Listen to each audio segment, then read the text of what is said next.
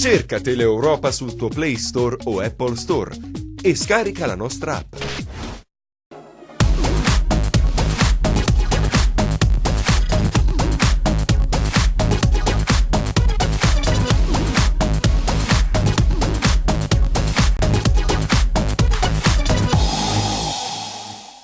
Buon pomeriggio da parte di Franco Segreto, Teleeuropa Network Replay. Siamo arrivati a lunedì 18 gennaio 2019, parleremo della vittoria del Cosenza sulla Cremonese per 2-0, ma in questa gara si è registrato di tutto e di più, dai due pali colpiti dai giocatori del Cosenza, Bruccini e Dermaco, un calcio di rigore sbagliato inizialmente da Litteri, poi Litteri si è procurato il secondo calcio di rigore che ha realizzato a segno Bruccini stesso, e però ci sono stati degli infortuni seri per quanto riguarda Corsi, probabilmente si parla di una lesione del crociato, quindi dovrà essere operato. Comunque sentiremo più tardi il direttore sportivo del Cosenza, Stefano Trinchera, che interverrà come di consueto telefonicamente. Vedremo se ci darà qualcosa, o qualche novità dell'ultima ora. Si è infortunato anche Embalo, ex Palermo, si tratta di un problema muscolare alla coscia il suo, e anche Idda per un problema sempre muscolare all'adduttore, ne avrà per qualche settimana. Comunque dovremmo avere nel corso della trasmissione notizie ufficiali. Poi naturalmente parleremo della vigilia, perché ci sarà il posticipo tra il Crotone e il Pescara, e naturalmente di quello che è successo in Serie B. Nella seconda parte, dopo aver ascoltato Stefano Trinchera, ripeto, direttore sportivo del Cosenza Calcio, andremo a vedere quello che è successo in Serie C. Ha riposato il Catanzaro. Per le altre calabresi invece sono state tutte sconfitte, compreso il Rende, che nelle ultime 8 gare è stato sconfitto ben 7 volte, un solo pareggio, quello di Potenza. Quindi si parla di crisi in casa Rende. Grazie ai nostri ospiti, Gianluca Gagliardi, ex allenatore del Cosenza Calcio. Grazie a te, buongiorno. E grazie al collega Massimo Mitidieri del Giornale di Sicilia. Buon pomeriggio. Ed è con noi il segretario generale del Cosenza Calcio, il nostro amico Andrea De Poli. Grazie Andrea per aver accettato l'invito. Io vorrei partire proprio da te. Ieri sei stato allontanato anche dal guardalinee, ma che era successo in effetti, e poi qualcosina sulla gara di ieri? Per quanto riguarda questo allontanamento della panchina, è stato frutto di uno scompiglio durante l'espulsione del giocatore della Cremonese per quella testata che ha tirato a Baez. Ovviamente in questi momenti così caldi, dove c'è molta tensione sia in campo che fuori, l'istinto è quello di scattare subito, però non è stata ovviamente uno scatto provocatorio nei confronti degli ufficiali di gara, non c'è stato nessun insulto, è stato solo un accenno di protesta appunto per quella testata che è stata fatta, e soprattutto perché avevamo 2 giocatori, di cui Embalo, che era già all'interno del terreno di gioco per terra infortunato, play, insomma. Esatto, e poi avevamo 2 giocatori a terra sul terreno di gioco, e ancora i fisioterapisti non erano entrati, quindi è stato più un invito agli ufficiali di gara a far entrare i nostri fisioterapisti per far curare i calciatori. Ovviamente vittoria importante quella di ieri. Assolutamente, perché era un bel bivio ieri, perché con questi 3 punti abbiamo raggiunto la Cremonese, e poi i risultati delle altre gare concorrenti nostre, sia sotto che anche sopra, le gare non potevano andarci meglio, perché hanno avuto risultati molto positivi per noi, e quindi sono stati 3 punti importantissimi. Dispiace per l'infortunio dei 3 giocatori, di Corsi in particolare, il capitano? Assolutamente, dispiacere enorme veramente, perché comunque Angelo insieme agli altri giocatori sono elementi importanti, soprattutto in questa situazione dove cerchiamo la salvezza a tutti i costi, partita in partita. Speriamo che non sia nulla di grave, soprattutto per Angelo, perché sembra, come dice, il crociato, però questa è una cosa che spetta al responsabile sanitario a confermarlo o no. E poi per Embalo Idda sembra un infortunio meno grave, però infortuni muscolari. Comunque un in bocca al lupo a tutte e 3, in particolare al capitano del Cosenza Corsi. Allora, mister Gagliardi, vogliamo andare a vedere i primi risultati e poi parliamo un po' del Cosenza, questa gara con la Cremonese che ha lasciato veramente a desiderare. Poi ti chiedo perché gli allenatori che arrivano a Cosenza dicono che la loro squadra praticamente hanno grandi difficoltà. Venturato col Cittadella veniva da una serie di risultati positivi, ha detto le stesse cose dell'amico Massimo Rastelli di ieri, quindi ho fatto la domanda dicendo mister, dico, ma la squadra per 2 terzi di gara mi è sembrata un po' dico, come se fosse rimasta nello spogliatoio, dice no, segreto, per tutta la gara siamo rimasti negli spogliatoi, è stata una gara inguardabile. Allora, io se siamo pronti dalla regia ringrazio Enzo Leonetti, poi Michele Cava che dirige la Camera, Luca Chito e Giuseppe Costanzo alla messa in onda. Se siamo pronti andiamo a vedere i risultati della Serie B, così li commentiamo insieme, agli ospiti vediamo la classifica generale. Allora, ad Ascoli Salernitana batte Ascoli 4-2, Benevento Cittadella 1-0, a Carpi e Corsaro il Perugia ha vinto per 1-0, Cosenza batte Cremonese 2-0, Crotone Pescara abbiamo detto che è il posticipo, Lecce Livorno 3-2, Padova Foggia 1-1, Palermo Brescia 1-1 e poi alla Spezia il Verona ha vinto per 2-1, questa è stata la partita di domenica sera. E allora andiamo a vedere subito, se siamo pronti, la classifica generale, tenendo naturalmente conto del fatto che il Crotone giocherà, come dicevamo prima, in posticipo contro il Pescara. Al primo posto c'è il Brescia con 43 punti, che ha pareggiato nell'ultimo turno di campionato proprio a Palermo contro la formazione di Stellone per 1-1, Palermo al secondo posto con 42, poi a 39 il Benevento, a 38 punti il Lecce, poi a 36 il Verona, 35 il Pescara, 34 la Spezia, 32 il Perugia, 31 la Salernitana, 30 punti il Cittadella, poi dall'altra parte, dalla parte destra troviamo a 27 punti Appaiati, Cremonese e Cosenza, a 26 il Venezia, 25 Ascoli, 21 Foggia, 20 punti per il Livorno, 19 per il Crotone che deve giocare, ripeto, in posticipo, e 18 punti chiudono la classifica generale il Padova ed il Carpi. E allora, mister Gagliardi, vogliamo introdurre questa gara? Tu ieri eri al San Vito Marulla, che partita hai visto? E poi mi rispondi a quella domanda di prima dei due allenatori di Venturato e di Rastelli, che hanno detto più o meno le stesse cose. Ma partiamo da questo appunto per dire che lo ha confermato anche Breda, che non è che è l'ultimo arrivato. Non è uscito neanche sconfitto, quindi si parla sempre di un Cosenza difficile da affrontare perché non lascia mai spazi, non dà mai la possibilità all'avversario di creare una superiorità o di avere una profondità facile da attaccare. Questo frutto di una sagacia tattica dell'allenatore, che mantiene sempre una squadra in campo equilibrata, con giocatori che tra l'altro sono abbastanza forti anche fisicamente e quindi occupano bene gli spazi. Ieri il Cosenza ha fatto, partiamo dal presupposto che il risultato non è stato mai in discussione, l'unico neo forse è stato quello di tenerlo sull'1-0 fino a 10 minuti dalla fine. Ha dominato, ha tenuto sempre in mano la partita, secondo me non è stata altrettanto bravo nella fase di possesso, perché le occasioni ci sono state anche tante, soprattutto nel primo tempo, ma frutto di altrettante palle inattive, vale a dire da angoli, punizione, del rigore stesso. Nella manovra siamo stati un po' lenti, un po' prevedibili, forse troppo frettolosamente i nostri esterni alti cercavano di rientrare tra le linee, magari per consentire ai bassi di creare questa superiorità. Cosa che alla Cremonese consentiva, perché Rastelli ha presentato un 11 con un 4-3-2-1 dove piccole strafezze agivano dietro i nostri interni, e Soddimo che diciamo in fase di non possesso arranca lasciato a desiderare, pure a Frosinone non lo ricordavo bene Soddimo. Esatto, ma è bravo quando si tratta di giocare, meno quando invece si tratta di difendere. Catena di sinistra, Renzetti, appunto Soddimo e piccolo strafezzo un po' debole, e lì il Cosenza ha costruito la maggior parte delle azioni, con Corsi prima e Bittante poi, assistito da un grande Bruccino come mai si è visto in questa stagione, e che insieme a Sciaudone e Palmiero sono stati i padroni del centrocampo e che secondo me poi hanno determinato la partita, il risultato e le migliori occasioni create, perché Bruccino entra 3 volte sulle 5 occasioni avute.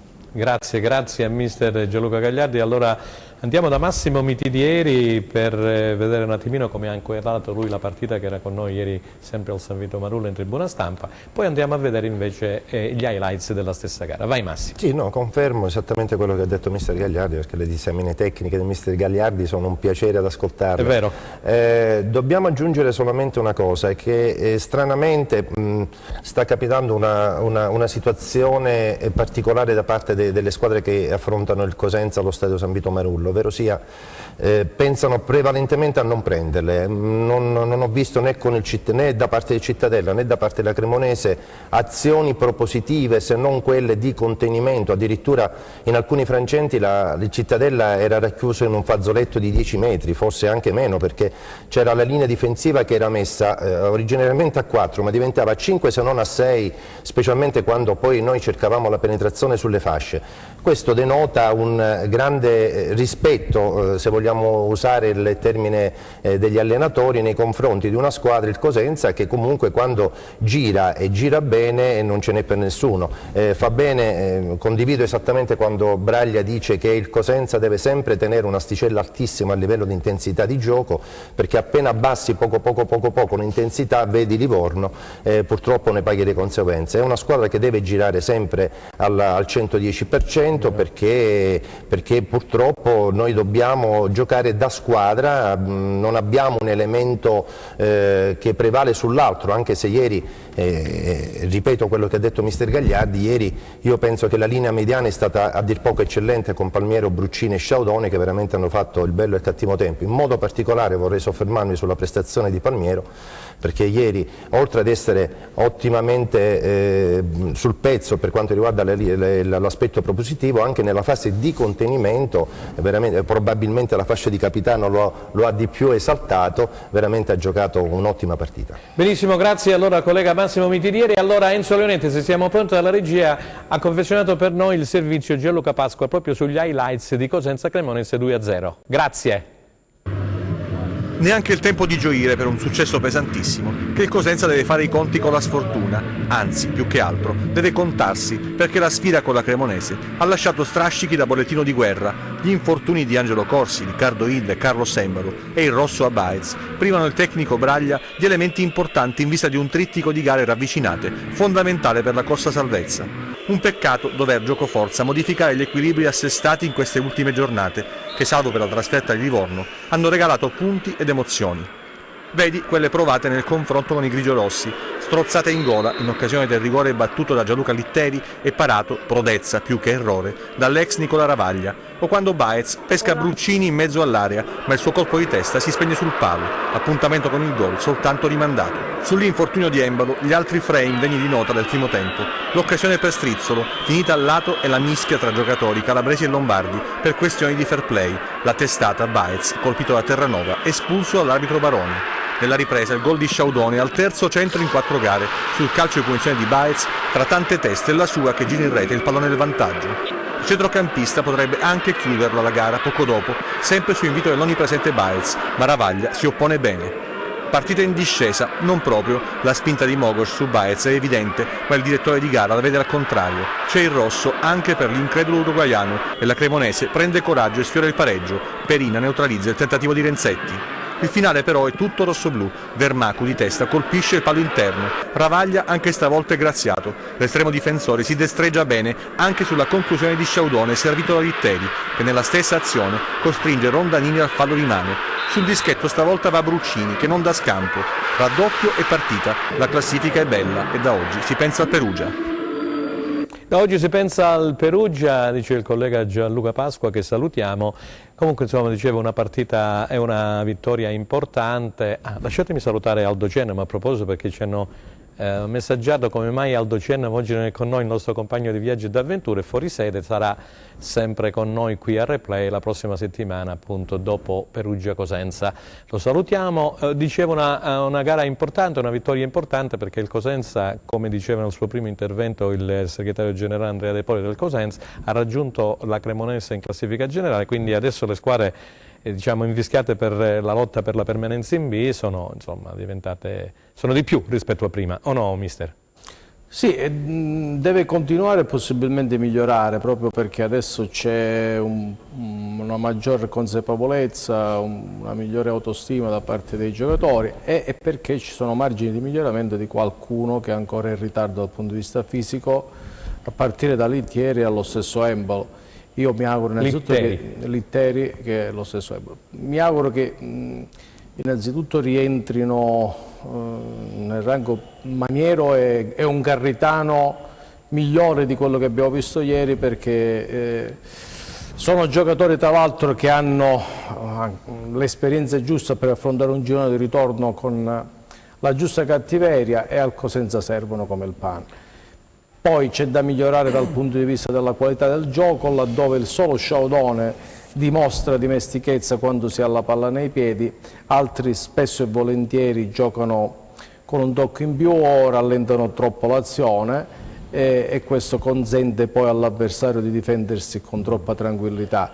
La nota positiva è che finalmente ci siamo resi pericolosi, non siamo stati forzati sulle palle inattive, cose che quest'anno il Cosenza ancora non ha sfruttato appieno. Posso chiederti che impressione hai ricavato di Litteri al suo debutto con la maglia? Si vede che ieri ha giocato una partita classica da esperienza, un giocatore che si doveva guardare, non doveva strafare, e quindi in alcune circostanze ci è sembrato lento, ma non è al meglio della condizione, lo sappiamo tutti. Si è guardato, ecco, in gergo si dice così, perché magari la sua partita è stata un po' forzata e chiaramente comunque, insomma, alla fine ha causato il rigore, ha determinato il risultato in un paio di circostanze, si è mosso bene, si è procurato qualche punizione. Braglia, ieri ha detto, che poi passo subito da Massimo, ha detto, dice, bisogna premiare lo spirito di sacrificio di Litteri.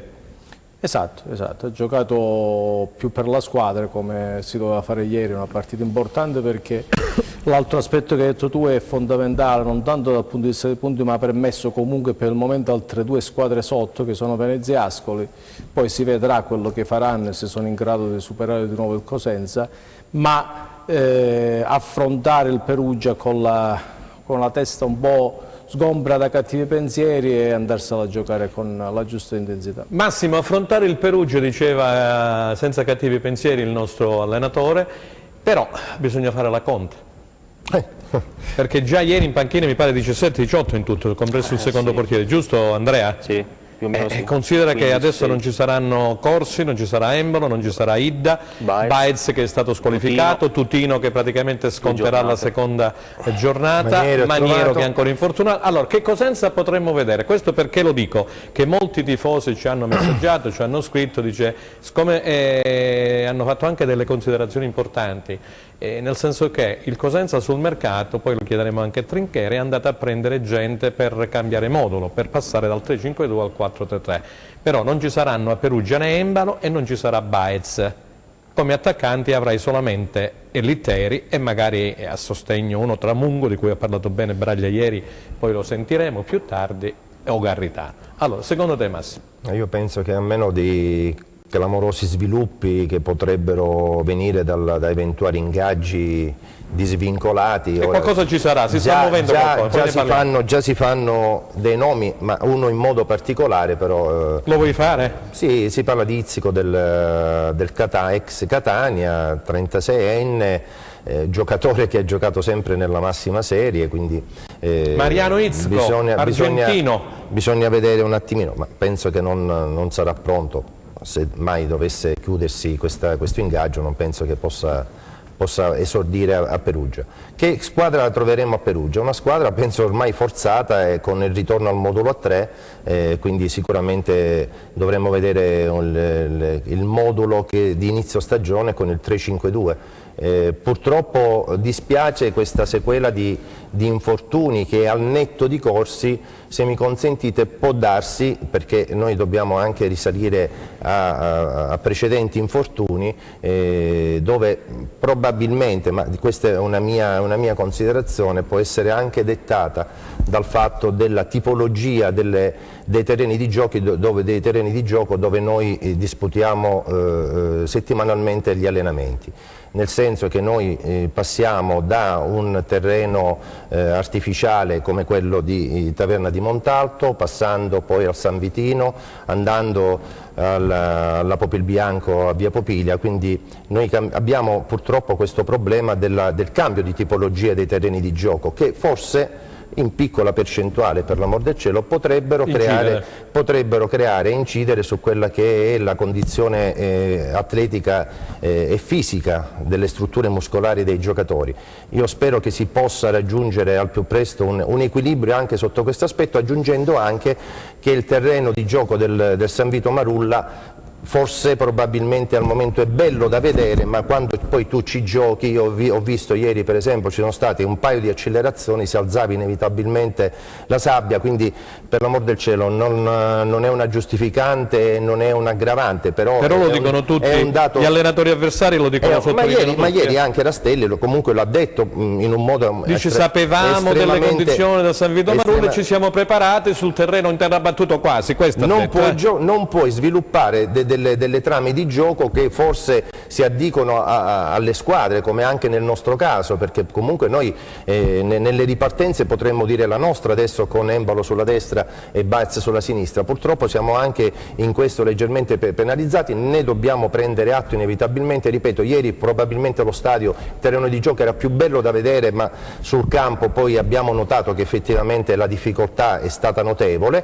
Per quanto riguarda Litteri, penso che è stato la conseguenza dell'accelerazione delle sostituzioni forzate che ha dovuto fare Braglia, quindi Litteri veramente ha dato quanto poteva, perché penso che aveva nelle gambe 60-65 minuti di gioco e non di più. Un'ora.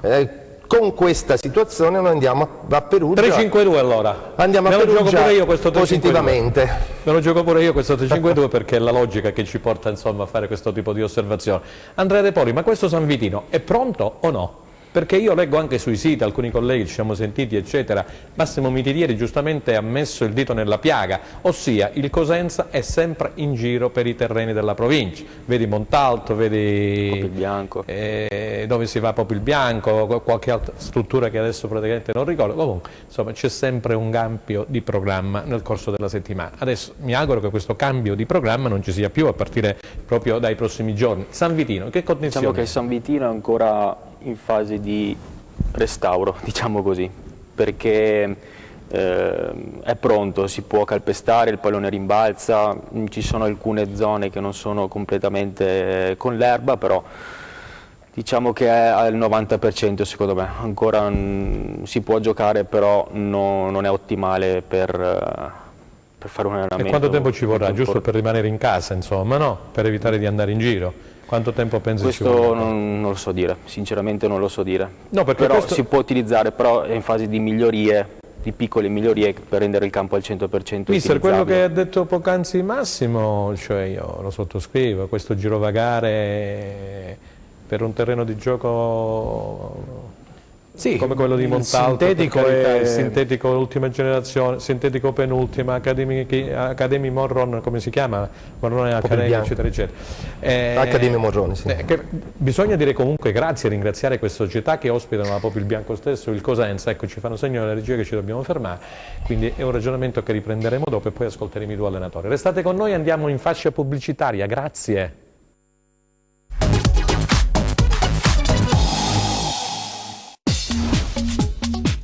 Cerca Teleeuropa sul tuo Play Store o Apple Store e scarica la nostra app.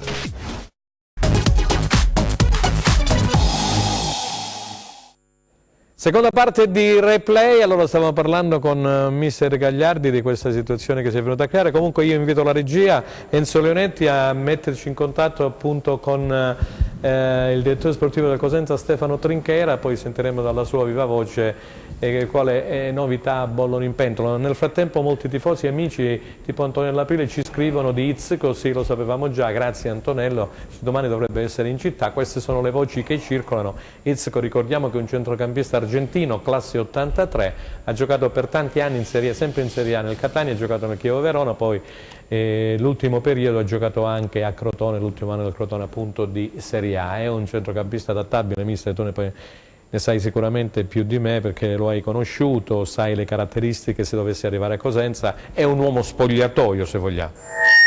Ma innanzitutto è un argentino, quindi come tutti gli argentini hanno quella giusta cattiveria, quella giusta tigna che bisogna avere per affrontare il campionato di Serie A. Vediamo che se abbiamo il direttore sportivo del Cosenza al telefono. Pronto direttore? Pronto no? Pronto? Sì, buon pomeriggio. Ah, ciao direttore, ecco, se ci bastano l'audio e il ritorno in studio, altrimenti rimbomba. Allora direttore, si parlava degli infortuni, vogliamo parlare di corsi, di Embalo, quali sono le ultime novità, e del signor Idda, che di corsi abbiamo saputo che è interessato il crociato, per cui probabilmente dovrà essere sottoposto ad intervento chirurgico in artroscopia. Sì, purtroppo ci sono queste serie di imprevisti, mi spiace soprattutto per Angelo Corsi perché il nostro capitano ieri sera è stato sottoposto a risonanza magnetica che probabilmente ha una lesione al crociato, ancora aspettiamo notizie ufficiali da parte dello staff medico, però in linea di massima Sì, si parla di lesione, giusto? è un infortunio abbastanza serio. E invece sia per Embalo che per Idda ci dovrebbero essere degli accertamenti al pomeriggio con delle ecografie che faremo sia oggi che nei prossimi giorni per valutare l'entità degli infortuni. Quindi infortuni muscolari dicevamo per entrambi, sia per Embalo che per Idda. Ho capito direttore, Sì. È uscita la notizia di questo Mariano Izzo che dovrebbe essere qui a Cosenza già domani. Cosa ci puoi dire a proposito? Vi dico che è stata un'idea mia già da ieri sera, perché insomma con Mister avevamo stabilito che probabilmente c'era bisogno di intervenire, perché numericamente poi avevamo deciso già nel mese di gennaio insieme insomma, di rimanere con un numero contenuto, però senza tenere conto che purtroppo questi imprevisti fanno parte del gioco e quindi dobbiamo fare di necessità virtù e prendere un giocatore che potesse in qualche modo essere d'utile e semmai, no, soprattutto nell'emergenza, contribuire alla causa. Il nome Disco è stata una mia intuizione, tenendo conto che questo ragazzo è svincolato, vive a Catania e che ha una voglia matta, nonostante la sua non più giovane età, voglia di comunque rimettersi in gioco. Quindi domani seguiremo l'arrivo di Izzo a Cosenza, sperando che tutto possa andare per il meglio sia per quanto riguarda Corsi. Un in bocca al lupo, l'abbiamo fatto prima, lo facciamo anche adesso agli altri due infortunati, sia Embalo che Idda, perché il Cosenza aveva trovato una sua quadratura, dicevo, del cerchio con questo 4-3-3 con gli esterni, con Baez da una parte e Embalo dall'altro, con Litteri ieri che ha giocato come punta centrale e cioè, ha fatto la sua parte. Ora invece bisognerà rivedere un po' tutto già dalla trasferta di Perugia, perché Baez sarà squalificato, Embalo è infortunato, quindi rivedere un po' tutto e può darsi che si torni al 3-5-2, direttore. Potrebbe essere questa una soluzione? Beh, non lo so Franco, perché poi ogni partita presenta un avversario diverso, con un modulo diverso magari, e quindi noi abbiamo, grazie a Dio, un allenatore che non si fossilizza su un sistema di gioco vero e proprio, ma si modifica a secondo delle situazioni, quindi poi è abbastanza imprevedibile. In settimana ho visto che Braglia insomma, ha tenuto conto anche della difficoltà dell'incontro contro una Cremonese che comunque si presentava con una squadra di tutto rispetto, eppure ha trovato le giuste contromisure e quindi sono convinto che farà la stessa cosa contro il Perugia. C'è Massimo Mitidieri in studio insieme all'ex allenatore del Cosenza Gianluca Gagliardi e al vostro segretario generale Andrea De Poli. Cominciamo con Massimo Mitidieri. Direttore, buonasera. Ieri mi hanno colpito molto le parole di Sciaudone, parlando di questo gruppo che ha accolto subito a braccia aperte i nuovi arrivati, in questo caso Sciaudone ma anche Embalo. Qual è questo afflato di intensità nel far emergere il fatto che questo gruppo del Cosenza Calcio, di giocatori comunque accolgono sempre di buon grado, e addirittura Sciaudone ha detto mi sono già sentito a mio agio dopo pochissimi minuti. Ecco, qual è la formula magica di questo gruppo, direttore? Beh, io non credo che sia una formula magica, ma credo che sia un metodo di lavoro, il mio, ma il nostro, perché è un gruppo di lavoro che è iniziato dall'anno scorso ad oggi a puntare tutto sulla sull'equilibrio e sulla bontà di un organico, di un gruppo che deve parlare la stessa lingua e che deve andare in un'unica direzione. Io su questo, anche se sono un dirigente che ha iniziato da pochi anni, però questo è il mio cavallo di battaglia. Ci deve essere una selezione soprattutto a livello umano di un gruppo di ragazzi che deve avere la stessa mentalità e che deve incidere nella sua compattezza e a mio avviso a Cosenza dall'anno scorso ad oggi, perché posso parlare ovviamente da quando ci sono io, ho sempre trovato la disponibilità di un gruppo di ragazzi fantastici veramente. C'è mister Gianluca Gagliardi, già allenatore del Cosenza ai tempi della Serie D, quando è rinato il Cosenza con l'attuale presidente al comando. Gianluca Gagliardi, una domanda per il direttore sportivo. Innanzitutto il piacere di ribadirle i complimenti personalmente per l'ottimo mercato svolto quest'ultimo. Grazie mister. Soprattutto per quello che è stato sia in uscita che in entrata. E al riguardo le vorrei chiedere qual è stato il colpo che le ha fatto sudare di più e quello invece mancato e che vorrebbe adesso si portasse a Cosenza. Beh, io penso che l'operazione di Lettieri è stata un'operazione, diciamo, importante, impegnativa e a mio avviso anche abbastanza soddisfacente, tenendo conto che parliamo di un giocatore affermato che, anche se non era in perfette condizioni fisiche, ovviamente è un giocatore che, come ho sempre detto, sposta gli equilibri, e sono convintissimo che appena sta al 100% questo ragazzo ci possa dare una grande mano. Poi l'esplosione di un giocatore che ho inseguito da quest'anno, l'esplosione di Sciaudone, si sta veramente facendo vivere dei momenti incredibili, perché è forte per quanto potesse essere questo ragazzo. Ogni domenica sta timbrando il cartellino nelle marcature, e quindi questo non può fare altro che farci piacere, insomma. Ok, allora direttore, giusto un saluto di Andrea De Poli, il direttore vi siete visti ieri. Ecco. Franco, di lì tenersi pronto a De Poli. De Poli tenersi pronto per entrare in campo, perché arriverete poi a fare 18 persone per Perugia o no, direttore? Perché no, dicevo tenersi pronto nell'eventualità di dover fare qualche tesseramento. Ah, sì, gliel'ho detto io prima di entrare in diretta. Ha detto che è sempre pronto, ha detto guarda che cambia qualcosa perché adesso ci vorrà la modulistica per gli svincolati, era una battuta insomma. Grazie direttore, grazie per l'intervento, arrivederci alla prossima, grazie. Buonasera a tutti, ciao, arrivederci. Ok, allora prego, e poi Gio Gagliardi su quello che ha detto il direttore. Allora io 30 secondi per dire agli amici che stanno scrivendo, sono in tanti, salutiamo Massimo Dionisalvi, dice un vero lupo, un grande lupo. Riferito a Corsi, naturalmente tutta la vicinanza del popolo rossoblu per Angelo Corsi, che salutiamo, il capitano è stato ospite più volte qui da noi anche negli anni precedenti, e c'è da dire che insomma domani arriverà a Cosenza questo Mariano Izzico, classe 83, ha sempre giocato, ripeto ancora una volta, in Serie A, 8 anni di seguito con il Catania, poi è stato nel Chievo Verona, l'ultimo anno che ha giocato praticamente ha militato nel Crotone, è un giocatore duttile. Poi Gianluca Gagliardi ci darà qualcosina sul discorso tattico. Allora, no, giusto una pillola, perché prego. Io riconosco a Trinchera i suoi pensieri e le sue parole molto misurate, molto ponderate. Ha chiuso dicendo a De Poli di tenersi pronto qualche tesserato.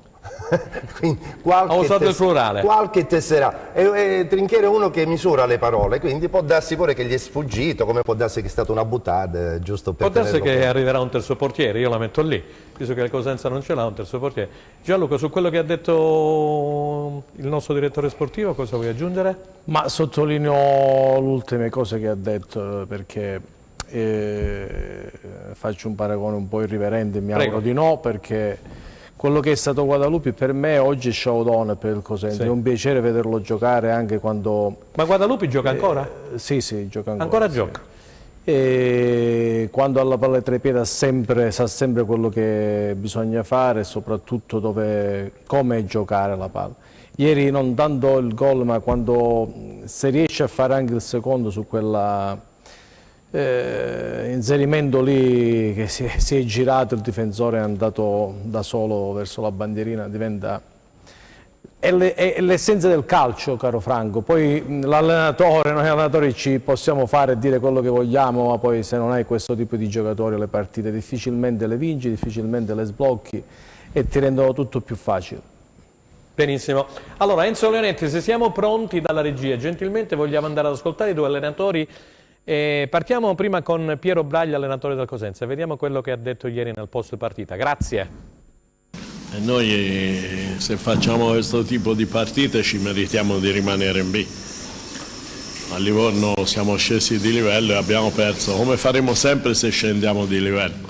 Però questi ragazzi anche oggi sono andati oltre le loro possibilità, si sono sacrificati, hanno lottato, perché non era per niente facile, perché tutti e tre i cambi obbligati, non hai ricambi in panchina, perciò sono stati bravi e bisogna fargli i complimenti.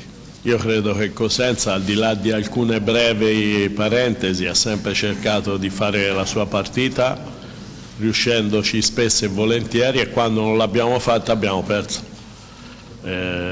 Cosenza è una squadra che se vuole fare il risultato deve giocare al meglio delle proprie possibilità.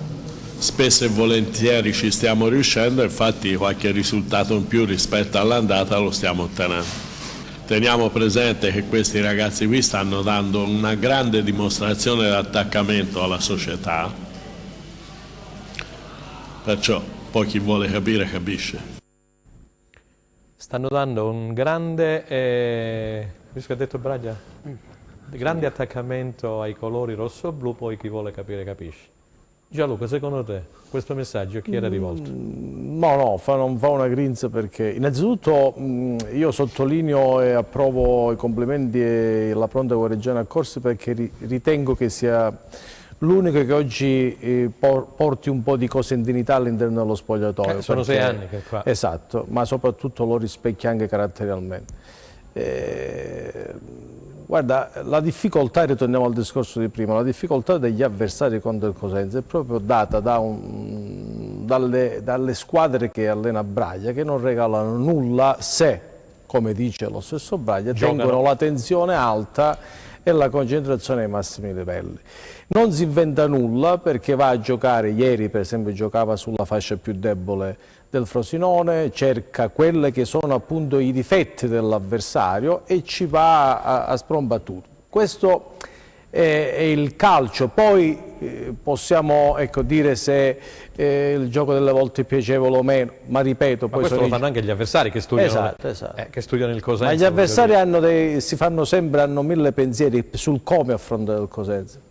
Diventa difficile, come dicevamo in apertura, per gli allenatori poi diventa difficile. È la vera forza di questo. Massimo Mitidieri, prima di andare ad ascoltare Rastelli, vuoi aggiungere qualcosina su quello che ha detto Braglia?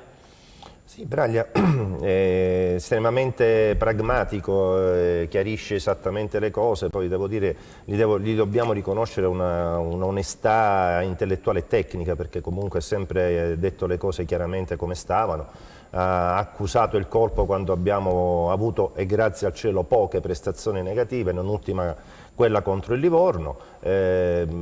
Io mi trovo in linea con l'allenatore, nel senso che non sono uno che si esalta più di tanto dopo la prestazione del Cittadella, non si abbatte più di tanto dopo la sconfitta di Livorno. Secondo me bisogna cercare di tenere un buon equilibrio affinché noi possiamo condurre in porto questa salvezza che con questi 3 punti di ieri veramente si sta avvicinando, ma non bisogna cullarsi più di tanto, perché io vado anche oltre e già penso al mese di marzo, dove avremo un mese a dir poco terrificante, con in sequenza Foggia, Brescia, Pescara e Palermo. Quindi io confido molto in queste prossime 2 prestazioni contro Perugia e Carpi. 4 punti, metterei una firma e la sottoscriverei. perché veramente marzo la vedo veramente difficile. Vabbè, se è difficile per il Cosenza sarà difficile anche per gli avversari, ma ci mancherebbe altro. Allora andiamo ad ascoltare invece Massimo Rastello. Ho visto Massimo Rastelli dimesso, mi ricordo gli ultimi tempi del Cagliari, quando ormai era ai titoli di coda prima di richiamare Lopez. Allora vediamo Rastelli che cosa ha detto qualcosina di pesante dei suoi giocatori, dice se dovessimo continuare a giocare così sicuramente la retrocessione è dietro l'angolo. Allora Rastelli, grazie Leonetti. Oggi siamo stati inguardabili, non abbiamo fatto niente di quello che avevamo provato in settimana, soprattutto nell'atteggiamento. Sapevamo di affrontare un Cosenza arrabbiato, sapevamo di venire su un campo difficile, soprattutto sapere di affrontare una squadra che sotto l'aspetto temperamentale, sotto l'aspetto caratteriale è molto molto preparata e sotto questo aspetto non potevamo essere da meno. Poi dovevamo vedere se quello che si riusciva a fare sotto l'aspetto del gioco, dove naturalmente sappiamo che il terreno non permette, e quindi in settimana avevamo preparato determinate situazioni proprio per cercare di evitare di farci venire ad aggredire e soprattutto andare ad aggredire di più il Cosenza. Ripeto, l'interpretazione è stata totalmente sbagliata e normalmente abbiamo permesso al Cosenza di esaltare quelle che sono le sue caratteristiche. Ok, abbiamo permesso al Cosenza di esaltare le proprie caratteristiche. Andrea De Poli, vuoi dire qualcosina tu su questa intervista di Massimo Rastelli? Beh, per quanto riguarda... Ha parlato anche del terreno di gioco, io te l'avevo anticipato, l'avevo anticipato che ogni allenatore che viene qui, quando perde o magari le cose non vanno come dovrebbero andare, parlano tutti del terreno di gioco. Ormai è un classico. È il primo, esatto, è il classico di qualsiasi tecnico che viene a giocare a Cosenza. E può essere vero come no, ci sono varie opinioni, appunto, e rispettiamo ogni dichiarazione del tecnico che viene qui a giocare. Ovviamente il San Vito comunque fa paura, il Cosenza fa paura in casa, quindi questa non è una cosa da sottovalutare oltre al terreno di gioco. La Cremonese non l'ho vista una squadra che non ha fatto molto paura, come per esempio ho visto squadre come il Brescia, lo stesso Lecce, ho visto lo Spezia, ma sono squadre che fanno paura, che hanno una vera identità, che quando le vedo giocare fanno paura in qualsiasi campo. La Cremonese non l'ho vista con questa cattiveria agonistica, a parte i primi 10 minuti che hanno un po' pressato di più la nostra squadra, però quando io non vedo una squadra che ci fa paura, con un'identità che ci mette in difficoltà, non possiamo competere con qualsiasi squadra di questo genere. Mister, tu nella tua carriera hai fatto qualche dichiarazione tipo quella di Rastelli, siamo stati inguardabili? Ma secondo me è stato fin troppo autocritico, nel senso no? che, sì, nel senso che dobbiamo metterci un parziale, diciamo, scusante i tanti assenti, perché comunque la Cremonese faceva a meno di Clayton, centrale indiscusso del reparto difensivo, di Castrovilli, che è il giocatore che dava il cambio di passo alla squadra, di Arini, che è un mediano di esperienza ed è l'unico che fa legno in mezzo al campo. Insomma, Paulinho, qualcosa gli mancava, è pur vero che è una rosa abbastanza ampia. Si è notato un po' di qualche, diciamo, tra i reparti qualche distanza un po' troppo larga, perché, ripeto, secondo me Soddimo in mezzo al campo soffriva, tendeva ad allargarsi, lasciava Castagnetti tra le ghinfie dei centrocampisti del Cosenza che erano in superiorità numerica. Lo stesso Castagnetti molto lento, ha fatto qualche giocata di fino, forse voleva far vedere quello che era stato, non era stato a Cosenza, che poi ha dimostrato a spalle ad Empoli. Quando c'era Cappellacci. Tutto questo, voglio dire, nei primi 10 minuti, come ha detto bene il segretario, lasciava intravedere qualcosa di positivo. Poi il Cosenza ha cominciato ad essere un po' più cattivo dal punto di vista agonistico, andando ad aggredire un po' più alti, e hanno sofferto perché troppi giocatori di tacco e punta poi in Serie B non fanno legna, non fanno sacrificio. Fioretto, ma Scimitarra principalmente. Come diceva il grande Gianni Di Marzio. Di Marzio, sì. Allora, salutiamo Giuseppe Tomasi, anche ieri, amici carissimi, grandi lupi, capitano torna presto, forza lupi, quindi è anche un in bocca al lupo per Angelo Corsi da parte di tantissimi tifosi. Io volevo introdurre invece il discorso del tifo organizzato, dello sciopero, giusto due parole, che ieri poi si sono registrati 4.500 circa spettatori per un incasso, se non ricordo male, la distinta intorno ai 46.000 euro, quindi sono venuti meno 1.000-1.500 rispetto all'ultima partita, alla precedente col Cittadella.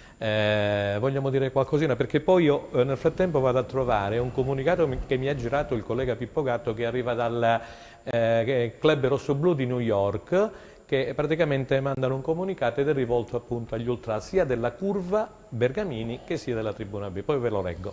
Allora, con l'occasione, ieri mancava il tifo, diciamo il cuore pulsante del tifo rossoblu e non solo, quando si parla di ultra eccetera eccetera, a cui va dato grande merito per la vicinanza sia in casa che fuori casa.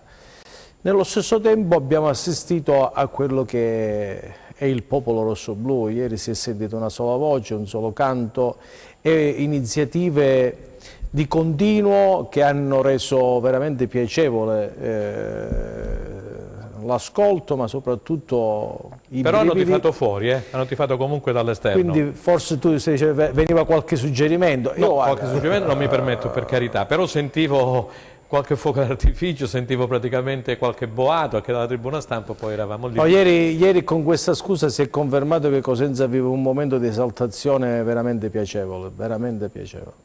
Il pubblico insomma è un pubblico all'altezza della situazione. Massimo Mitidieri e poi Andrea De Poli, prima di leggervi il comunicato che arriva dal Club Rossoblu appunto da New York. Vai. Sì, no, è stata una settimana un po' travagliata sotto questo aspetto, perché si parla del daspo di gruppo naturalmente. Le opinioni, le fazioni erano divise.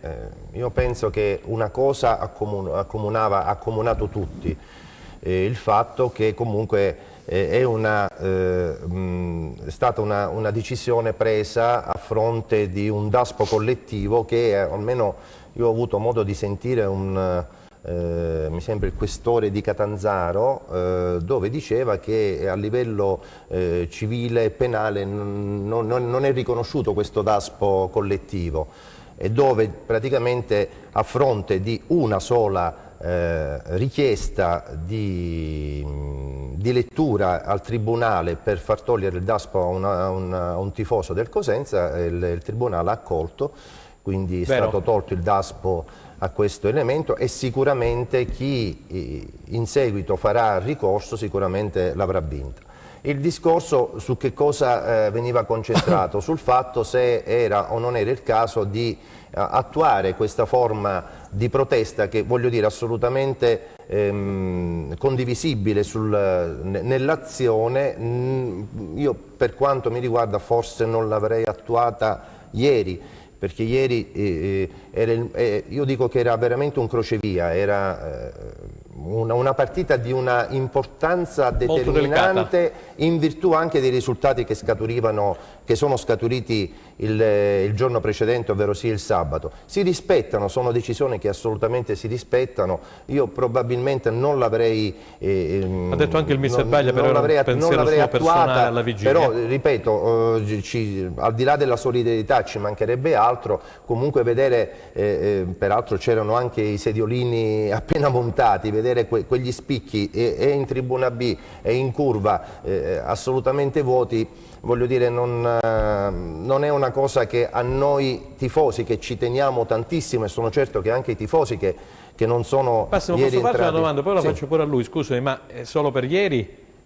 Io penso che sarà un episodio. Quindi solo ieri, ce lo auguriamo. Spero che sia un episodio isolato, ripeto, assolutamente condivisibile quello che è successo, inaccettabile, dico io, il daspo collettivo, perché io parto sempre dal principio che nel momento in cui tu all'interno di un pullman trovi 1, 2, 3 elementi, diciamo, che possono creare delle problematiche, non puoi dire vabbè, diamo il daspo anche all'autista, ci mancava solamente l'autista, blocco del pullman e il gioco era fatto. Mi sembra un po' esagerato. Come società questa situazione del popolo rossoblu? Posso parlare per la mia idea. Ovviamente è stata una scelta da parte della tifoseria non presentarsi allo stadio.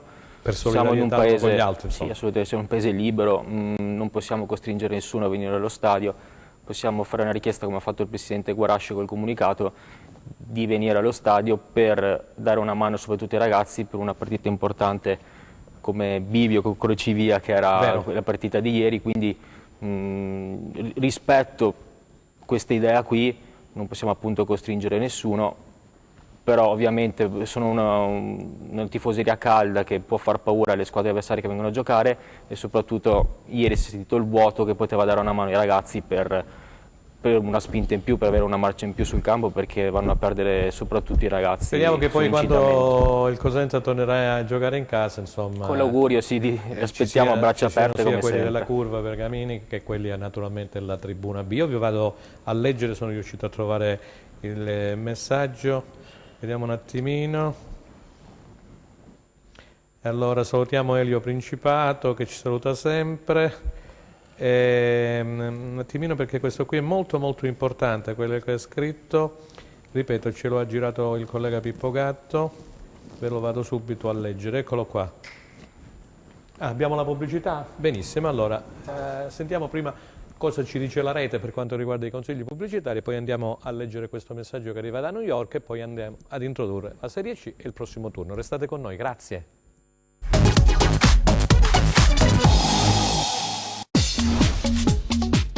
Cerca Teleeuropa sul tuo Play Store o Apple Store e scarica la nostra app.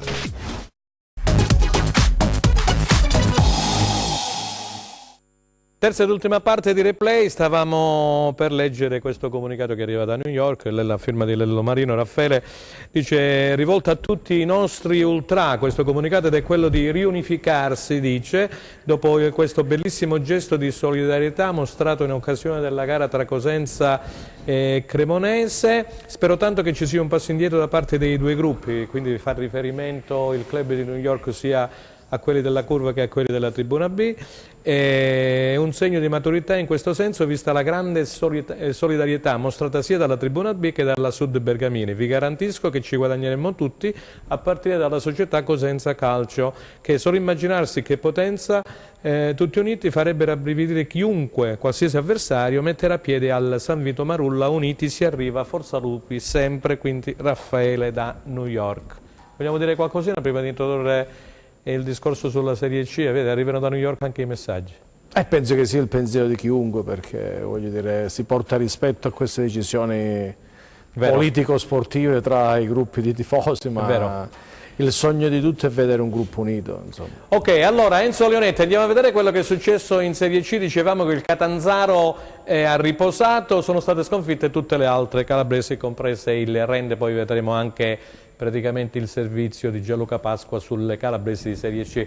Allora, vogliamo andare a vedere i risultati che si sono appunto avuti ieri. Bisceglie batte Rende 2-1, mister, il Rende ha perso proprio sui titoli di coda all'ultimo minuto. Con poi... in porta e nel Bisceglie?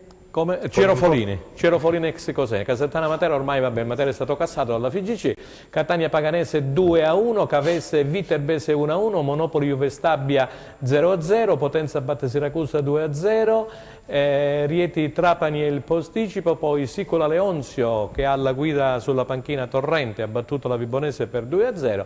E il Francavilla di Brunello Trocini ha battuto la Regina per 1-0 con un calcio di rigore di Sarao. Andiamo a vedere subito la classifica generale, perché mi pare che insomma si stiano accorciando le distanze, caro Gianluca. Vediamo, Juve Stabia 58 punti al comando, il Trapani segue con 51 al secondo posto, poi il Catania con 50, Catanzaro 48, Monopoli 38, Regina 37, Casertana 35, Potenza 35, Vibonese 35, Francavilla 33, Rende 32, per la prima volta il Rende fuori dalla zona playoff. Questa è una notizia, Massimo, questa è una notizia, per la prima volta in campionato il Rende fuori dalla zona playoff. Sicola Leonzio 31, Viterbese 29, Cavese 28, Siracusa 22, Bisceglie 22, poi abbiamo il Rieti a 20, Paganese 9 e Matera a meno 18, vabbè.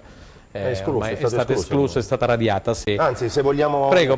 Se vogliamo dirla tutta, vuoi aggiungere qualcosa sul stamattina Piacenza? C'è stata l'ennesima sentenza del Tribunale Federale Nazionale che ha comminato altri 8 punti al Matera e 350.000 euro. Ma esiste ancora il Matera? È stata radiata? Sì, però il Tribunale Federale Nazionale dice che laddove dovesse iscriversi negli anni a venire un campionato della Federazione Italiana di Gioco Calcio dovrà pagare 350.000 euro. Il discorso della fiducia. Di multa. 350.000 euro e 500.000 che sono importanti e partirebbe con un -8. Benissimo, allora si parla di crisi in Casarende, il direttore generale Ciardullo, che salutiamo insieme al presidente Coscarella, ha detto Modesto non si tocca perché qualcuno forse della tifoseria aveva messo in dubbio il discorso di Modesto. Comunque andiamo a vedere il servizio sulla Serie C, Enzo, se abbiamo, grazie. Una vittoria, un pareggio e una sconfitta. In ordine cronologico, risultati ottenuti dalla Reggina da quando Massimo Drago si è seduto in panchina. Andamento contrario alle aspettative e nel confronto con la Virtus Francavilla un passo indietro nella capacità di costruire gioco, con l'alibi di un terreno non perfetto. Attaccanti imprecisi e gara poco spettacolare. 1-0-0 mancato soltanto per il calcio di rigore concesso a 7 minuti dal termine e trasformato da Sarao per il successo della formazione di Trocini. Battuta d'arresto anche per la Vibonese, che si è un po' smarrita per strada dopo aver raggiunto la zona playoff grazie a una serie di risultati utili e prestazioni brillanti. A Lentini ieri la formazione di Orlandi ha incassato una sconfitta pesante. Al 35esimo la rete del vantaggio siciliano siglata da Marano, nella ripresa il raddoppio di Miracoli su calcio di rigore. Segnali di ripresa dal Rende che a Bisceglie ha offerto una prestazione migliore rispetto alle ultime uscite, ma non è stato premiato dal risultato. Biancorossi in vantaggio con Actis Goretta in avvio di secondo tempo. Il pareggio dei padroni di casa è arrivato soltanto 2 minuti più tardi. Al quinto minuto di recupero la beffa dal fallo laterale di Giron, l'occasione per Risolo che riesce a battere Borsellini regalando i 3 punti ai pugliesi. E allora, mister Gagliardi, che vogliamo dire di questo Rende? Una squadra che era partita alla grandissima, poi via via insomma, ha accumulato un po' di sconfitte. E questo è il rischio quando si ha una rosa giovane. Si è raggiunto l'obiettivo forse troppo presto, troppo bene, troppo bello anche da vedere. E forse c'è stato un inconsciamento, un rilassamento che ha portato anche a dei risultati fin troppo imprevedibili per quelle che erano appunto le prestazioni della squadra di Modesto.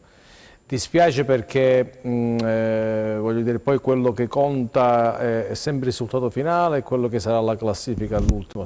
C'è il tempo per riprendersi, per rientrare in quella classifica che merita il Rende per quello che ha fatto nella prima parte e soprattutto per ricombattere l'ambiente che ultimamente probabilmente per cause che a me sfuggono si è un po' disunito. Poi ti chiedo sulle altre calabresi, nel frattempo volevo domandare a Massimo Mitirieri, al collega, lui segue sempre il Rende, secondo te cosa è successo? Sei d'accordo con quello che ha detto mister Gagliardi? È difficile, io ho avuto modo di vederla contro il Siracusa nel corso della settimana, una squadra assolutamente riconoscibile, eppure stiamo parlando degli stessi elementi, quindi non c'è stato un grande cambiamento. Cioè i nuovi non hanno portato, voglio dire, quel... Non c'è perché sono arrivati 2 giocatori della Regina, è arrivato Bonetti, è arrivato Borella, è arrivato Zivkov, non hanno inciso, è arrivato il difensore centrale del Monopoli. Sì, però per esempio se vi ricordate all'inizio della stagione c'erano 2 punti importanti ed erano Aua e Blazze, sì. Che ora Blazze addirittura contro il Siracusa è partito dalla panca, Aua la stessa cosa. Non è veramente riconoscibile, cioè pensare che 8 giornate fa il Rende aveva 31 punti e dopo 8 giornate si ritrova con un solo punto in più. Quello di Potenza. Quello di Potenza veramente lascia esterefatti, perché io ricordo non più tardi di 2 mesi fa un Rende pimpante, anche bello da vedere, cioè fraseggi, velocità, pressing, raddoppio di marcature, veramente tutti quegli elementi. Probabilmente ha ragione il mister, nel senso che quando tu raggiungi, e non dimentichiamoci che è arrivato con i famosi 31 punti, era arrivato a un punto dalla Juve Stabia praticamente, e quindi può darsi che lì si è staccato un po' la spina, sai, poi ci sono delle situazioni che subentrano, c'è stato anche il mercato con Agua molto attenzionato. Sì, come no. Ce l'ha spiegato anche il presidente Coscarella. E quindi probabilmente si sono rotti un po' degli equilibri, perché comunque voglio dire, Modesto sta attuando una linea di condotta tecnica che parte dall'inizio del campionato, e fa bene il presidente a non mettere in discussione Modesto, perché comunque penso che rende, a questo punto porterà tranquillamente una salvezza. Mi vuoi dire qualcosina, Andrea, tu sulle calabresi Serie C? Catanzaro, Regina, Vibonese, Baclè, che già ha lasciato il Cosenza per trasferirsi a Reggio. Catanzaro si è riposato, quindi non posso parlare della partita che non hanno fatto. Per quanto riguarda Regina ha incassato la seconda sconfitta consecutiva. La seconda sconfitta, e non so se la notizia è vera che Baclè ha subito un piccolo infortunio. Sì, quindi così. Parlando di ex, e questo mi dispiace. Speriamo non sia nulla di grave. Esatto. Per quanto riguarda il Rende, appunto, purtroppo i campionati sono lunghi, come è lungo per il Rende era lungo per noi l'anno scorso, e per fortuna l'abbiamo allungato e ci ha con i portato a playoff. Serie B, quindi il campionato di Serie C comunque equilibrato, dove ci sono squadre che la prima può perdere con l'ultima, come il campionato di Serie B, e speriamo che raggiungano la salvezza, anche perché è un buon. Vediamo se Enzo Leonetti mi rimanda la classifica, perché volevo far intervenire sia mister Gagliardi che il collega Massimo Mitiglieri. Se rimandi alla classifica di Serie C, Enzo, per vedere un attimino, dopo la Juve Stabia c'è il Trapani, stavo dicendo, il Trapani a 6 punti. Trapani a 6, se vince stasera accorcia. Esattamente, come vedi questa volata? Eccola qua, ecco Enzo, grazie Enzo Leonetti, vedi, Juve Stabia, il Trapani che deve ancora giocare in posticipo, a potenzialmente 50, a 4 punti. Potenzialmente, esattamente. E Catania 50, Catanzaro 48, si ferma lì la volata naturalmente per il primo posto? Mancano 10 partite mi pare, per no? Il primo posto dipende sempre dalla Juve Stabia, perché comunque i punti sono tanti e la Juve Stabia tra l'altro è già riposato, quindi deve suicidarsi la Juve Stabia, premesso che io il Trapani, come ben ricordi, l'ho messo tra le prime tra quelle favorite, diciamo, quindi Catania, Catanzaro, e aggiungo la Casertana che è partita malissimo, ma che ai playoff sarà una delle favorite, perché ha un 11 o all'11 più importante. Le altre calabrese, Franco, la Regina ieri ha perso una partita che probabilmente non doveva perdere, sia perché il tempo era quasi scaduto, sia perché il rigore è stato un'ingenuità, sia perché doveva dare continuità ai risultati, cosa che era molto importante con l'arrivo di Drago, per dare linfa, questo entusiasmo che si è creato a Reggio, anche se pensare di fare un playoff stile Cosenza è sempre, insomma, una cosa non prevedibile. Massimo, cosa vogliamo aggiungere sulle calabresi di C, su questa volata finale per il primo posto? Intanto, se diamo un'occhiata alla classifica, penso che sia giunto il momento adesso di mettere un po' gli asterischi, perché a questo punto diventano importanti i bonifici, i bancari? No, gli asterischi. Ah no, mi riferivo ai bonifici, perché cominciano i punti di penalizzazione. No, gli asterischi inteso chi ha riposato, chi non ha riposato, perché adesso entriamo in una fase dove il virtuale deve essere reale, nel senso che può sembrare la forbice molto stretta. Però ma vedremo pure qualche punto di penalizzazione. Già ci sono stati, però non in questa tornata del Tribunale Federale. Chi ha giocato e non contro il Matera. Chi ha giocato e non contro il Matera, perché adesso sono tutti 3-0 e nello stesso momento nella zona alta. E rimangono i risultati acquisiti invece. Che è una vergogna. Sì, è il girone di ritorno, purtroppo basta fare una partita per il girone di ritorno e tutto quanto quello che c'è nel girone d'andata. Ma stavo dicendo, è importante a questo punto vedere chi ha riposato, chi non ha riposato, questo forse io lo farei anche in Serie B, perché in Serie B già si cominciano, specialmente noi che amiamo i numeri, cominciamo già a fare delle proiezioni su quello che potrebbe essere la soglia minima. E adesso era una domanda che volevo farvi, non appena poi Enzo Leonetti ci manderà il prossimo turno. Per salvarti matematicamente, e poi fai le proiezioni, perché per esempio si discuteva con mister Gagliardi prima della trasmissione, lui fa il riferimento del Foggia, io faccio il riferimento del Livorno, non fosse altro perché il Livorno ha una partita in meno, quindi sono delle proiezioni interessanti, simpatiche e noi ringraziamo Leonetti perché ci ha mandato il prossimo turno veramente interessante. Intanto diciamo che il Crotone giocherà in posticipo contro il Pescara, mentre il prossimo turno vedrà Brescia-Crotone, una partita molto molto importante a livello di testacoda.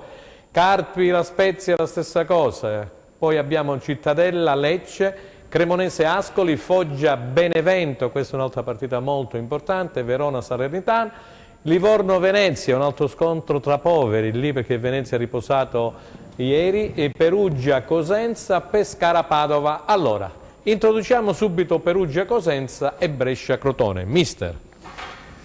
Perugia Cosenza. Allora, vogliamo ripetere il discorso del Cosenza che sarà in emergenza, eccetera, eccetera. Abbiamo avuto Trinchera e purtroppo Corsi dovrà essere operato al ginocchio, campionato per lui finito, nuovamente un in bocca al lupo, e Ad Maior al nostro capitano. Non ci saranno Embalo Id, non ci sarà Baez squalificato, così come non ci sarà Tutino che sconterà la seconda giornata di stop, e poi naturalmente Maniera. Quindi Cosenza. E rientra Dorazio.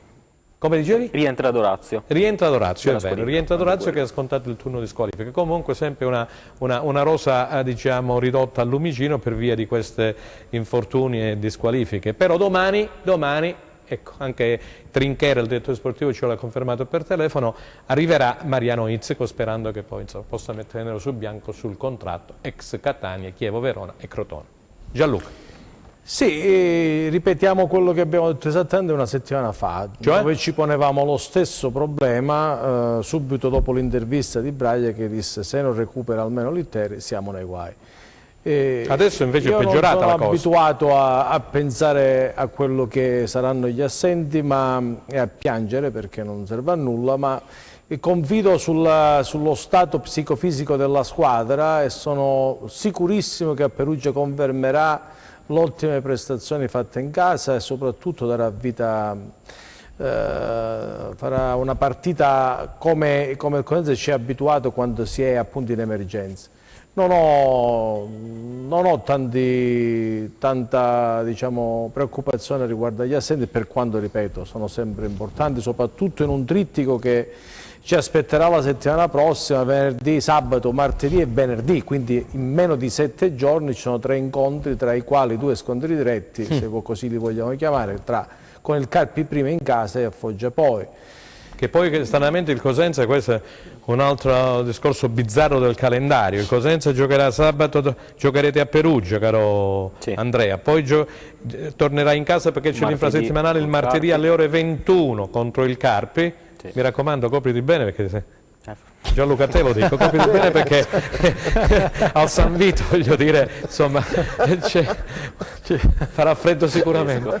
E poi ci sarà da giocare venerdì a Foggia, quindi voglio dire, come diceva mister Gagliardi, in effetti in 6-7 giorni devi giocare 3 volte, se c'hai la rosa ridotta al lumicino, insomma. Nemmeno turnover. E da qui ritorna qualche tesserato, giusto? Qualche tesserato. Allora, mister, invece sul Crotone, che vogliamo dire? Giusto così perché c'è il postigio e poi dovrà andare a Brescia. Sul Crotone, il Crotone si è rimesso sulla strada giusta, secondo me. Ho sentito proprio Stroppa. Oggi all'ora di pranzo l'intervista di Stroppa, il quale era molto fiducioso, l'ho sentito molto motivato, concentrato su quello che sarà l'incontro di stasera. Ha ritrovato la squadra. È prossima perché ritiene il Pescara, così come il Brescia, delle squadre che si hanno delle similitudini molto difficili se si lascia la ripartenza, insomma io penso che il Crotone, se non si fa male da solo, ha le armi per potersela giocare con chiunque. Poi è chiaro che le partite vivono di episodi, specialmente in B, che possono poi essere determinanti ai fini del risultato, cosa che al ritorno conta moltissimo, insomma, ha un peso doppio. Il prossimo incontro, ci sono tutti questi scontri diretti, questi altri. Tu dici il calendario in generale? Sì, io temo più questi incontri per il Cosenza e non Perugia, Pescara, Palermo, Brescia, che comunque dovremo affrontare, perché in quelle partite il Cosenza riesce a fare molto di più, perché non è costretto a fare la partita, quando la deve fare qualche problema. Cioè, come tutte le squadre, insomma.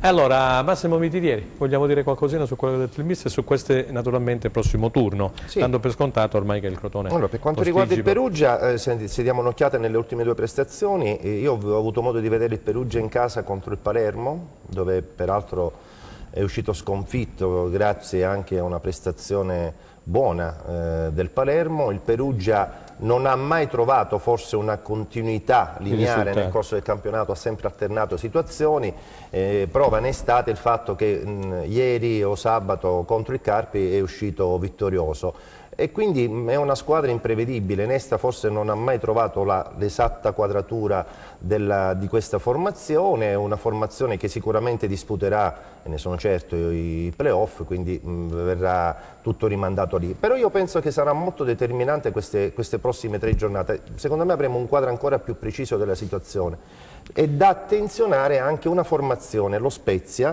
non fosse altro per il terremoto che c'è stato in ambito societario e già ne abbiamo discusso, già ne ha avuto le conseguenze nell'ultima non hanno né presidente né amministratore delegato, insomma, per il discorso dei clandestini eccetera. L'ultima giornata ha perduto e quindi è una situazione, una squadra spumeggiante che comunque veramente stava dando tanto. E però potrebbe risentire, dici tu, della situazione societaria. Potrebbe risentirne anche nei confronti di quelle formazioni che lottano per salvarsi, quindi io penso che da qui al 27-28, a fine febbraio, queste 3 giornate avremo un quadro ancora più preciso della situazione. E allora? Cosa prevedi tu per quanto riguarda il discorso di Perugia? A parte per l'ennesima volta ripetere che siamo senza vari elementi titolari, non voglio che si sottovaluti, non mi piace chiamarli sostituti, i panchinari, comunque i tesserati del Cosenza Calcio che hanno avuto meno spazio. Fai bene, perché sono tesserati con qualità, per esempio Mungo, Maniero si recupera. Mungo voglio dire uno dei titolari, ieri il mister ha parlato, dice l'ho fatto rifiatare per un problema proprio fisico, ma tornerà in campo, quindi a Perugia l'ha già detto che tornerà in campo andare con la testa già, giocano questi, che non giocano da tanto. No, sono tesserati Cosenza Calcio con qualità, sei fiducioso, che hanno portato risultati e appunto massima concentrazione per portare a casa il massimo risultato, come sempre faremo e abbiamo sempre fatto. Benissimo, e allora vediamo se abbiamo il prossimo turno anche della Serie C, così andiamo a chiudere con il appunto prossimo turno. Enzo Leonetti della Serie C. Dunque Catanzaro giocherà in casa con il Monopoli, poi c'è questa partita importantissima, quindi Juve Stabia Regina, poi Paganese Bisceglie, Potenza Sicola Leonzio, Rende Francavilla contro il suo ex allenatore contro Brunello Trocini.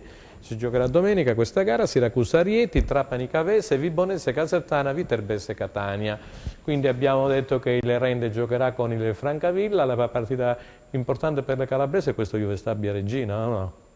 È sicuramente la partita più interessante, poi la Regina è con l'occasione per dare forse quella svolta positiva a un campionato, dare ancora più entusiasmo se fa il risultato a Castellammare, diversamente. Ti faranno in tante per la Regina? E anche Catania, Catanzaro. Ogni giornata ormai è determinante ai fini della Catanzaro avrà il Monopoli, dicevamo, Vibonese Casertana, Massimo, Rende Francavilla, cosa vogliamo dire? Perché il Francavilla, guarda caso, ha scavalcato poi il Rende dopo la sconfitta di ieri, e quindi il Francavilla in zona playoff e il Rende è uscito al momento. Guarda, io spero tanto che possa riprendersi questo Rende, perché comunque non può, ripeto, vanificare tutto quello che di buono ha fatto, specialmente nel girone d'andata.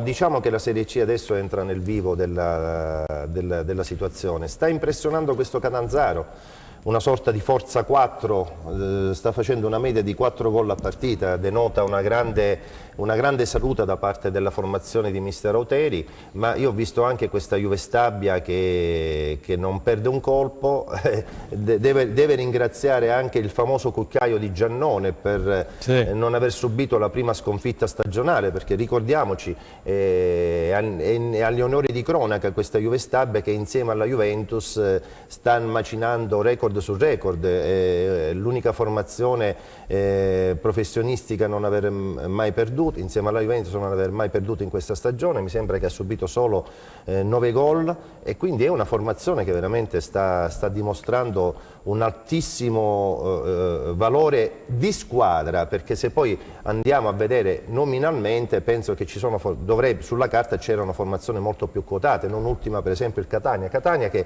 veramente è stata una sorpresa assolutamente in negativo, per il semplice fatto che questa formazione doveva veramente fare un sol boccone insieme alla Casertana, come diceva mister Gagliardi, perché la Casertana aveva un potenziale tecnico di primissimo ordine. Vero è che poi c'è stato questo Catanzaro che ha ripreso a viaggiare, e si troveranno praticamente ai playoff una situazione un po' come quella dell'anno scorso, con il Trapani che ha confermato l'ottima stagione dello scorso anno, quindi abbiamo una conferma, con il Catania che aveva fatto un grandissimo investimento con lo Monaco anche in questa stagione, con il fatto che ci sarà una promossa in più, quindi non dimentichiamoci che l'anno scorso erano 4, quest'anno saranno 5, e che non ci sarà la finale secca, ma ci saranno 2 finaline che decreteranno chi salirà in B, e quindi ci sarà spazio per un'ulteriore formazione. Non dimentichiamoci che nel girone B c'è un Monza targato Berlusconi che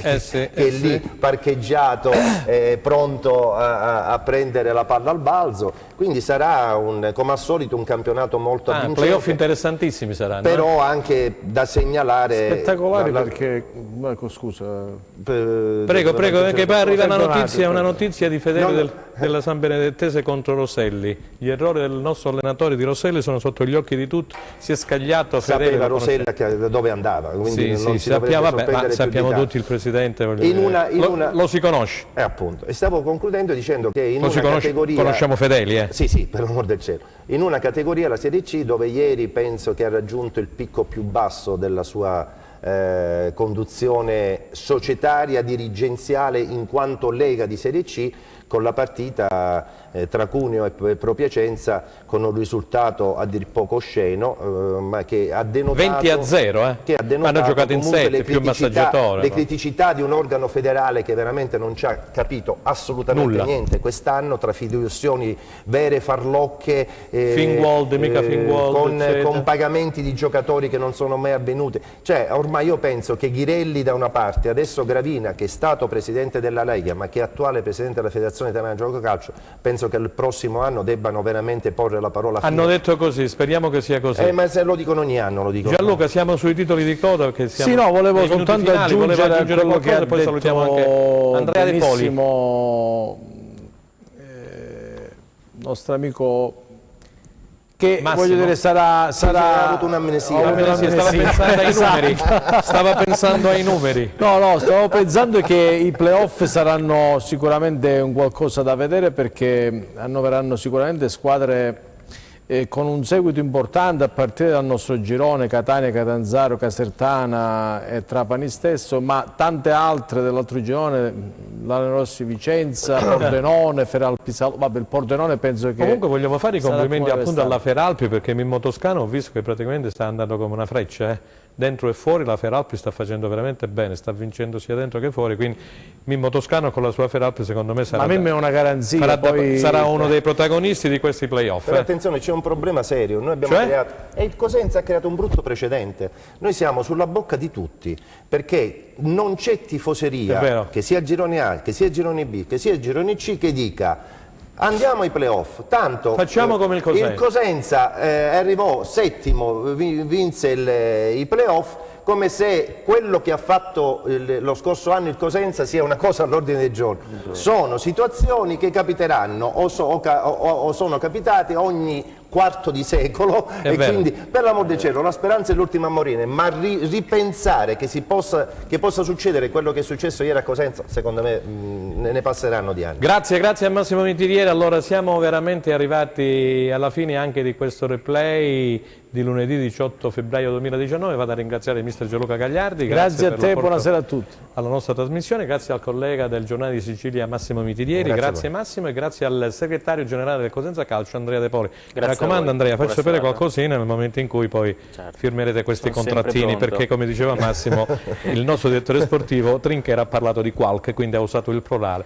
Ok, grazie, da parte di Franco Seghetti è tutto, noi ci riverremo lunedì prossimo e naturalmente andremo a parlare di quelle che saranno state le partite del Crotone a Brescia, del Cosenza appunto a Perugia, e poi ci sarà il turno infrasettimanale, quindi giusto lunedì per tirare un po' il fiato e martedì nuovamente in campo. Arrivederci, restate con noi!